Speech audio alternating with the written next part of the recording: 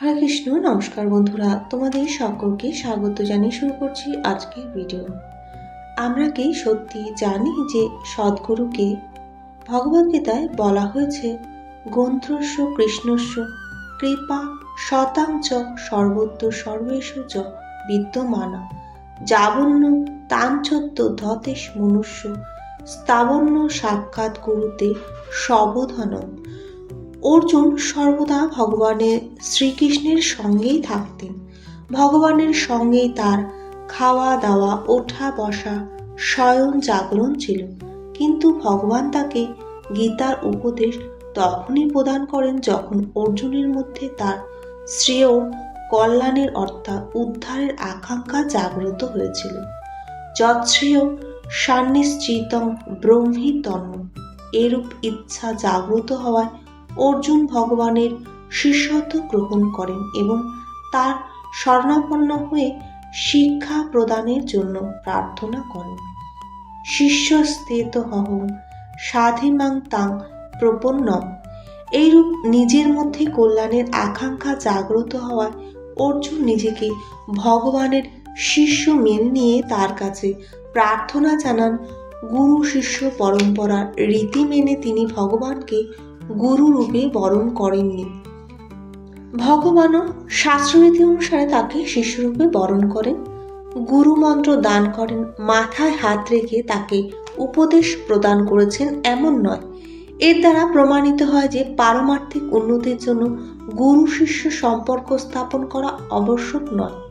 নিজের তীব্র জিজ্ঞাসা, নিজ কল্যাণের তীব্র আকাঙ্ক্ষা থাকাই হলো এর জন্য অত্যন্ত প্রয়োজন।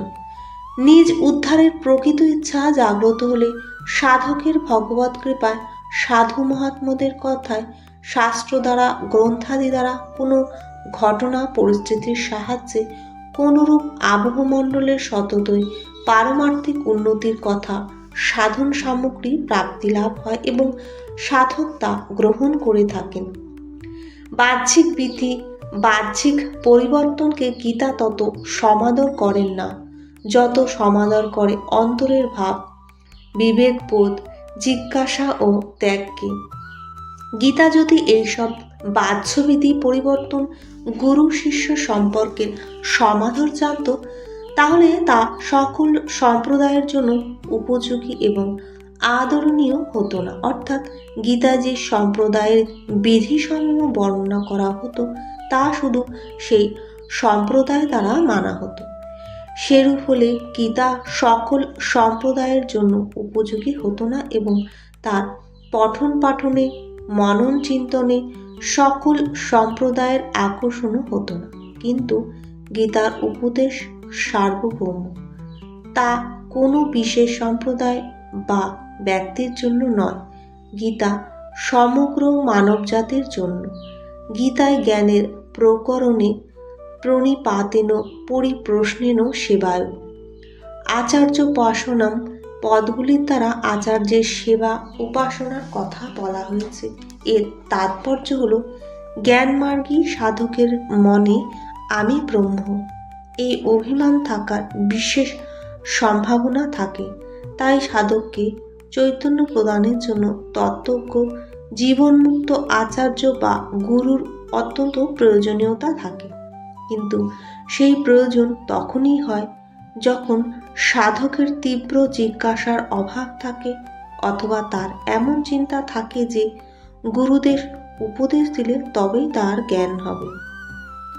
তীব্র জিজ্ঞাসা জাগলে সাধক তত্ত্ব অনুভব না করে কোনো অবস্থাতে সন্তোষ লাভ করে না, কোনো সম্প্রদায়ে বাধা পড়ে না এবং কোনো বিশেষত্ব নিয়ে নিজের মধ্যে অভিমান করে না। এরূপ সাধকের জিজ্ঞাসা পূরণ ভগবৎ কৃপায় হতে হয়। গুরু শিষ্যের সম্পর্কে যে জ্ঞান লাভ হয় তেমন দেখা যায় না, কারণ যারা গুরুকে মেনে নিয়েছেন, গুরু শিষ্য সম্পর্ক স্বীকার করেছেন, তাদের সকলেরই যে জ্ঞান লাভ হয়েছে তাও কিন্তু দেখা যায় না। কিন্তু সর্বত্র জিজ্ঞাসা হলে যে জ্ঞান লাভ হয় তার বহু উদাহরণ পাওয়া গেছে। তীব্র জিজ্ঞাসাসম্পন্ন ব্যক্তির জন্য গুরু শিষ্যের সম্পর্ক স্বীকার করা আবশ্যক নয়। তাৎপর্য হলো এই যে যতক্ষণ নিজের মধ্যে তীব্র জিজ্ঞাসা না হয় ততক্ষণ গুরু শিষ্যের সম্পর্ক স্বীকার করলেও জ্ঞান হয় না, এবং তীব্র জিজ্ঞাসা হলে সাধক গুরু শিষ্যের সম্পর্ক ব্যতীত অন্যজনের থেকেও জ্ঞান আরোহণ করে থাকেন। তীব্র জিজ্ঞাসা সাধকের ভগবান স্বপ্নেও সুখদেব ইত্যাদি সাধুদের দ্বারা মন্ত্র দান করে গেছেন। শিষ্য হলেই যে গুরুর উপদেশ জ্ঞান হবে এমন কিন্তু নিয়ম নেই, কারণ উপদেশ লাভ করলেও যদি সাধকের মধ্যে জিজ্ঞাসা আগ্রহ না থাকে তিনি সেই উপদেশ গ্রহণ করতে পারবেন না। কিন্তু তীব্র জিজ্ঞাসা শ্রদ্ধা বিশ্বাস হলে মানুষ কোনো সম্বন্ধ ছাড়াই উপদেশ ধারণ করে থাকেন। শ্রদ্ধাবান লভতে কেন?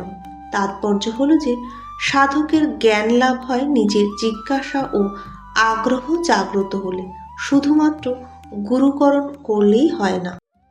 যদি কেউ সদ্গুরু পেয়েও যান তাহলে কিন্তু তাকে গুরু মহাত্মা বলে মানবেন, নিজে তাকে শ্রদ্ধা ও বিশ্বাস করবেন, তাহলেই তার প্রকৃত হতে পারবেন।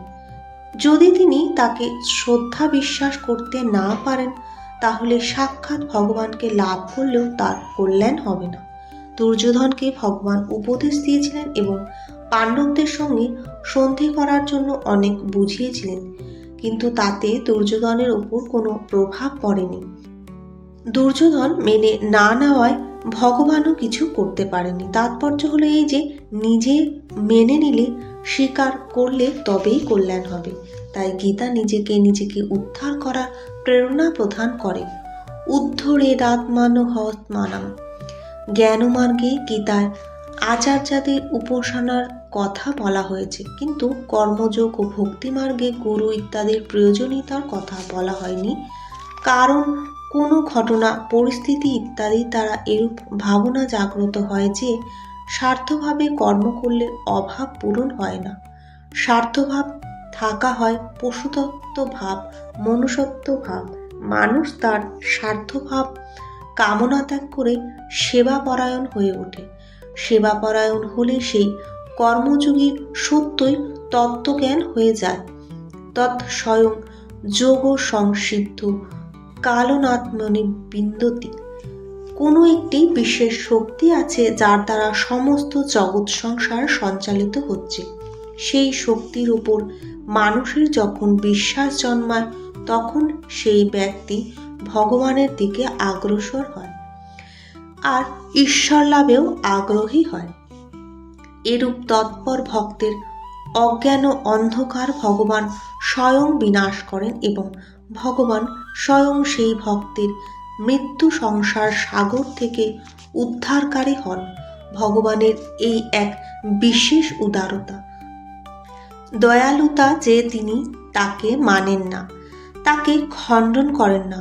অর্থাৎ যিনি নাস্তিক তার মধ্যেও তিনি তত্ত্বকে, নিজ স্বরূপকে জানার তীব্র আকাঙ্ক্ষার জাগ্রত হয়, তাহলে তিনি ভগবানের কৃপাতে জ্ঞান লাভ করেন, যার দ্বারা প্রকাশ প্রাপ্তি হয়, জ্ঞান লাভ হয়, সঠিক পথ প্রকাশিত হয়, নিজ কর্তব্য পরিলক্ষিত হয়, নিজ ধ্যেয় জানা যায়। সেটি হলে গুরুতত্ত্ব।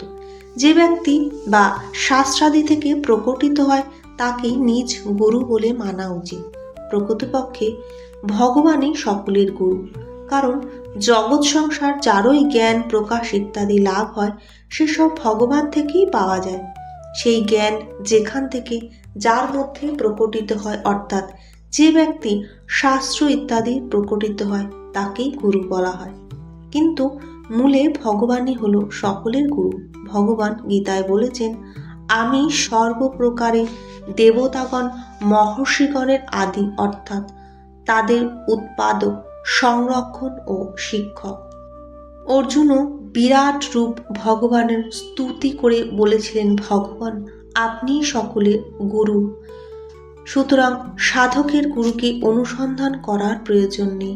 তার তো কৃষ্ণং বন্দে জগৎগুরুম এই বাক্য অনুসারে ভগবান শ্রীকৃষ্ণকে গুরু এবং তার বাণী গীতাকে মন্ত্র উপদেশ মেনে নিয়ে তার প্রদত্ত আদেশ অনুসারে সাধনে ব্রতী হওয়া উচিত। সাধকের যদি লৌকিক দৃষ্টিতে গুরুর প্রয়োজন হয় তাহলে জগৎগুরু নিজেই তার ব্যবস্থা করে দেন, কারণ তিনি ভক্তদের যোগক্ষেম বহন করে থাকেন। যোগক্ষেমও বহাম্যহম। ভিডিওটি ভালো লাগলে অবশ্যই কমেন্টের মাধ্যমে জানাবেন। লাইক, শেয়ার, সাবস্ক্রাইব করে পাশে থাকার অনুরোধ করছি। নমস্কার।